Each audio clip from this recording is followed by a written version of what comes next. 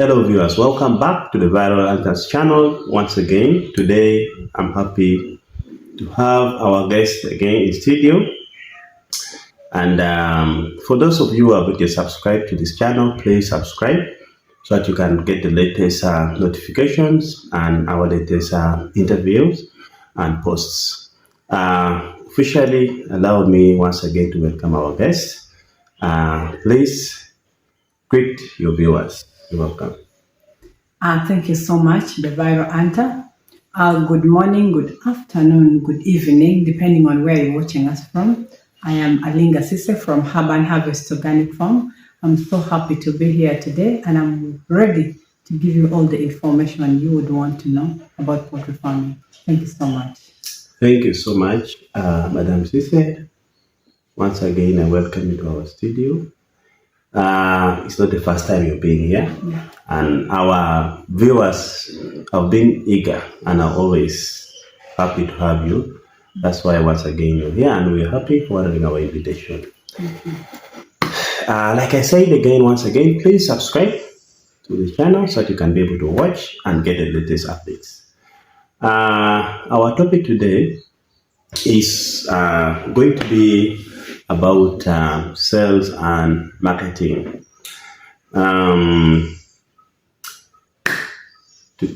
Like I've told you before, Madam Sise has been educating us on the poultry and measuring in layers. In our topic today, she comes to tell us more about the way and the strategy she markets, she sells her products. So please tune in and watch up to the end so that we see her experience. So stay tuned. Madam Sise, my first question for today is in your farm, like the way you've told us, you produce eggs. You are one of the smartest, I cannot say biggest, but smartest egg producer, because your eggs, you produce them basing on organic or herbal remedies. Yes. So do you sell your products, your eggs, or not? Yes, I do. I do sell. Okay. How many trays of eggs do you produce roughly in a month? In a month? Yes. I can give in a day, because currently I get up to 10 trays of eggs every day. Okay. And we have around 325 birds. Okay. And these are birds that have now laid for 1 year plus. Okay. So if we do the calculation, 10 trays every day. That's about 300 trays of eggs. In a month. In a month. Wow. So, are you able to sell all the 300 trays of eggs in a month? It's even not enough for the current client that I have. Okay. Yes. Wow, that's amazing. So, what type of customers do you sell these eggs to? Basically, I sell to the local community. Okay. Yeah. I have now done this project. This is my 7th year. But in the beginning, I was selling to the neighborhood, if I may say, because I have a center around the farm, and then I was selling to those to the shops around. But then, since I was still a new person in the field, I was a bit disturbed in a way that most of people around here, the shops around, already had suppliers. Okay, because with this with the eggs, sometimes you find someone has already been in the project for some time, and they already have their market or particular people they supply to. So in the beginning, it kind of disturbed me, and I tried to venture into supermarkets, like supply supermarkets. So I was also supplying supermarkets. I remember I was one of the suppliers for Carrefour, so many other supermarkets within the city. But later, I decided to say no, because it was a bit challenging, okay? So I decided to say, okay, let me look for the local market. So currently I'm supplying the local people around, and then also have some other people come from some far distance, but not very far, but within. So basically the local market. Okay. Yes. So the local market, the neighbors and the neighboring. So you mean also individuals, private consumers? Yes. Okay, so they're able to buy all the 300 trays. Yes. Okay. Just like I said, it's even not enough because I've got so many cases where people come for eggs and I do not have. Others call me, they want the eggs and it is not there. Okay. Yes. So if I'm to ask, throughout the year, say from Jan up to December, how do you see the demand? Is the demand the same or there are fluctuations at certain points in time? Are there periods when demands are high and the eggs are less, or vice versa, when demands are low and the eggs are many? And how do you mitigate that? How do you handle? How do you go through? Throughout the year, there is a lot of fluctuations. Okay, there are seasons where eggs are not there, so scarce, and there are seasons where there's a lot of eggs in the market and the demand is low, the prices are low. Okay. Okay. Yes. Now, for example, from January to March, normally there is no eggs. There are no eggs in the market, so the demand goes high and the prices go high.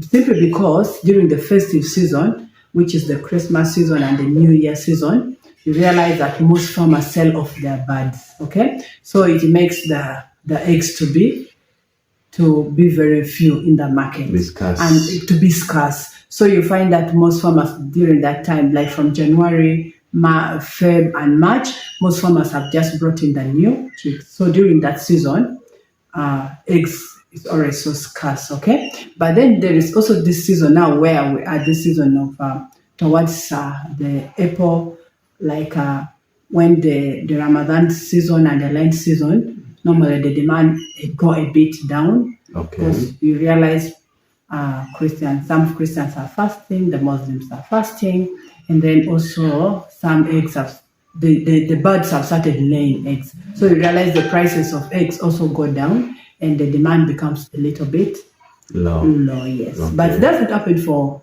a long time, then it again normalizes. Okay. Yes. Wow. So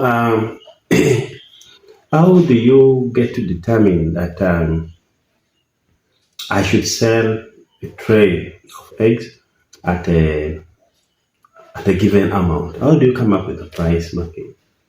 The price marking normally, I think it comes from the bigger farms, because we just realize that now that I've been in the project for some time, I know the seasons that during this season the prices always go down. But I think the prices normally determined by those bigger farms, because we have bigger farms that have up to 100,000 birds. You get it? So for them, if they see the demand is a bit less, they also drop the prices. Yes. Okay. But then now for someone like me who has been in the project, also knows that every year during this season to this season, the prices will always go down. This time to this time, the prices will always go up. Okay? Because every year it is like that. Okay. Yes. So it is it's rotational. It is rotational every year. Okay. Yeah. And repeat, and the pattern the pattern repeats itself. Okay.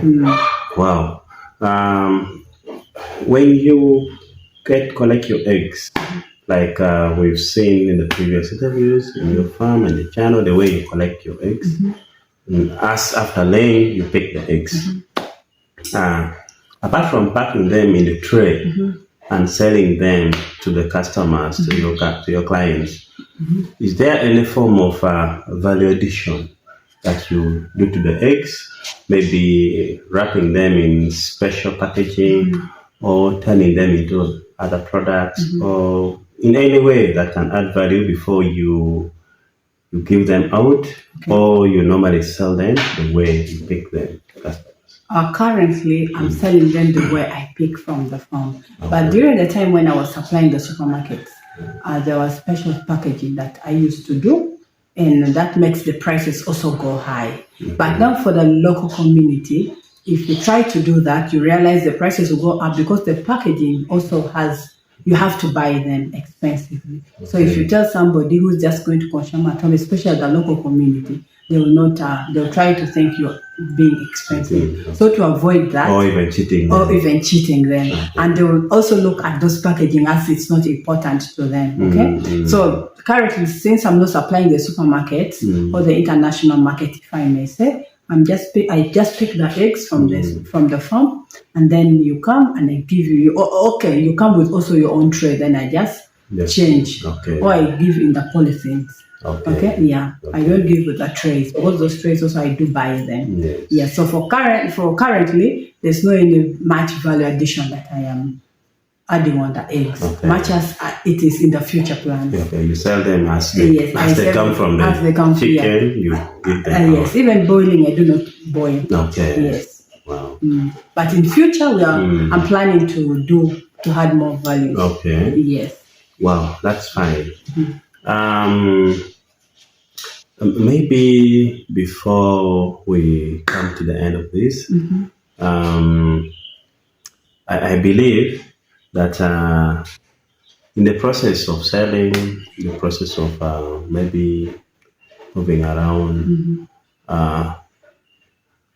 apart from determining the market or price determination, what other challenges is the farmer out there most likely going to face, like the way you face in the process of your sales? What other challenges do you face in the market or in your sales or in the marketing process? And then apart from that, because assuming there are periods when the production is high and the demand is low, and maybe you have excess eggs in quotes, like the way you have said, what other platforms do you use to market? Yes, so that you go beyond the current customers, the neighbors that you are selling, so that your eggs do not rot. In the house. So those are two questions you ask me. The first one is what are the challenges that the farmer out there might face in the process or in the quest of looking for customers or selling the eggs. We know that when you're doing layers, the main source of income now becomes the eggs. So if you just started this project, just like any other business, of course, getting the customers become hard because they do not know you yet. You try to talk to people, and some may not accept to buy. Some may even want to cheat you by reducing the prices. So time comes, you find that you end up selling your eggs even at a loss because you're new, you do not have customers to buy your eggs, and you end up selling it cheaply. That also happened to me some time back. And then with time, you will find that you will accumulate so many trays of eggs, and then some of those eggs end up getting spoiled because eggs with time it gets spoiled, especially if it's not stored under good condition. So as a beginner, sometimes it becomes so tricky. That's why I will always say that please try to do market research before you start the project, so that you see that within the locality or where you are, you can easily sell the eggs. If you see that the egg department cannot work for you, you can even start with the broilers.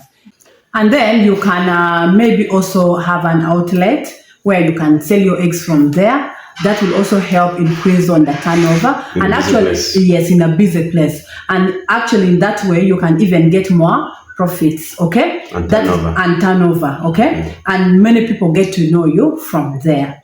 And then also you can also try to give your clients a discount, in a way that if prices of eggs may be, let's say 10,000 Ugandan shillings, you can try to reduce it a little bit, that will attract your customers to come back.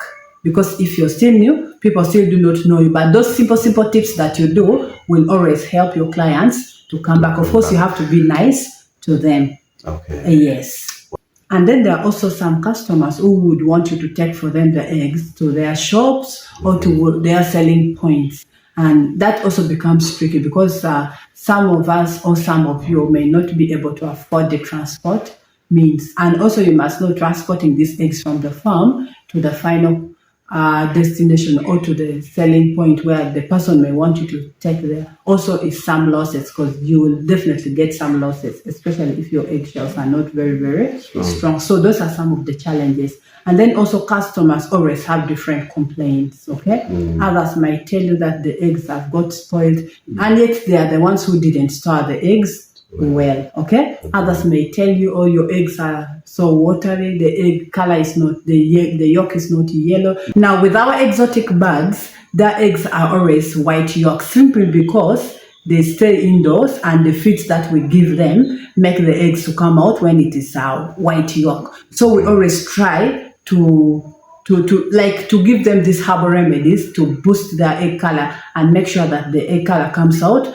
when it is yellow yolk. So yellow yolk eggs are always so much demanded for in the market, and so many big farms out there always try as much as possible to give the yellow corn or the maize to boost the egg color. And okay, with that, the egg color will not be like typically yellow like someone who is using the herbal remedies. So you must always also do that to make sure the egg yolk is typically yellow. Okay, and then if we look at the sizes of the eggs, customers always also complain a lot about the sizes of the eggs, but just because they don't understand that these birds, the sizes keeps on increasing the more older the bird is becoming. But when a bird just starts laying eggs, the eggs will come out very small, then it keeps on increasing in sizes. So definitely we have like 3 sizes of eggs. We have the smallest size, then we have the medium size, then we have the big double yolk eggs. But that is not what most customers understand. No, okay? So you find that they complain a lot about the sizes. So the younger the eggs, the younger the birds in laying. In laying, the smaller the size of the eggs. Yes. And the older they grow, yes, the bigger the size of the eggs. Yes. Okay. Yes. Now, you asked me about the platforms where I always market myself. Now, I have a YouTube channel. All of you know it's called Alinga Sise YouTube channel, that I teach people about the poultry farming, everything concerning poultry farming and farming generally. And then also I always market through the WhatsApp. Then we have the Facebook. Then we have also a TikTok page. It's called Alinga Sisi. Then of course through the Instagram and through X or Twitter. Okay, so those are some of the platforms that I use to market myself, and it has helped me a lot. Okay, thank you so much for the answer. There's something you mentioned in the process of your answer that I want to ask about. You talked about the yellow yolk, and then the white yolk. Okay. So what is special? What makes the white yolk less demanded and less value compared to the yellow yolk? Yes. Okay. With our exotic layers are kept indoors, okay? But there are some farmers nowadays, they have enough land, they let them go free range, okay? But most farmers who are doing layers, okay, they keep it either in the deep litter system or in the cages.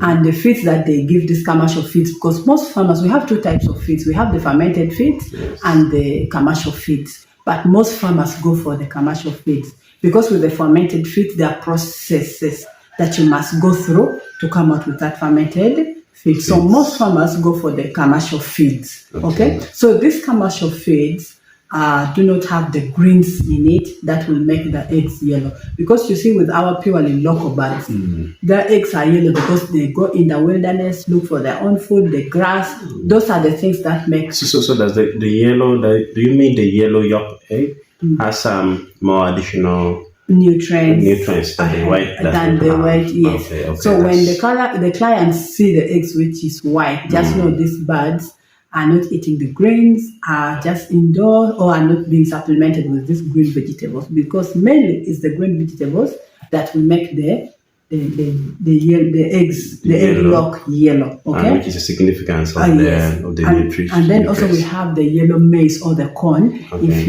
it's the one you use for giving them, also makes it a little bit yellow, but not compared to the birds that are eating these greens that we normally give. So most clients, they really love the yellow yolk because they feel they're eating our the local eggs. Okay. Yes. Well, thank you so much again. As we come to the end of our session, maybe there's a farmer out there who has been having challenges or is having fear in starting the layers production or layers farming because he's afraid that perhaps the market will not be there.